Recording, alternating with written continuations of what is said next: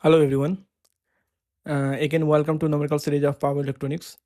And the numerical problem is a single phase transformer with secondary voltage 230 50 Hz deliver power to load is 10 ohm through a half wave control rectifier circuit for a firing angle delay of 60 degree. Determine rectification efficiency, form factor, and voltage ripple factor.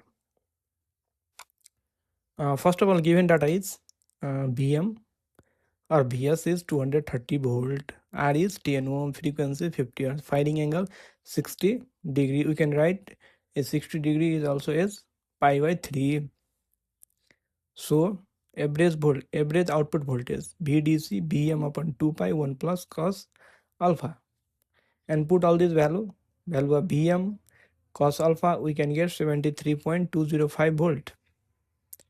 And again for VRMS, Vm upon 2 pi root under pi minus alpha plus sine 2 alpha upon 2, and put the value of Vm alpha and this alpha. Then we can get VRMS is equal to 53.20 voltage. Again, IRMS equal to VRMS upon R. So 53.20 upon 10, that is 5.32 ampere. And in the question asked, rectification efficiency.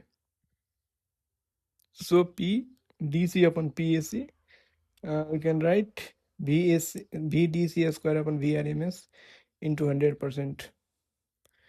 And for form factor, put all the value. This value is also given. We have already find, and this value also find. Put the value and find rectification efficiency. And form factor VRMS upon VDC. We have already find VRMS and VDC.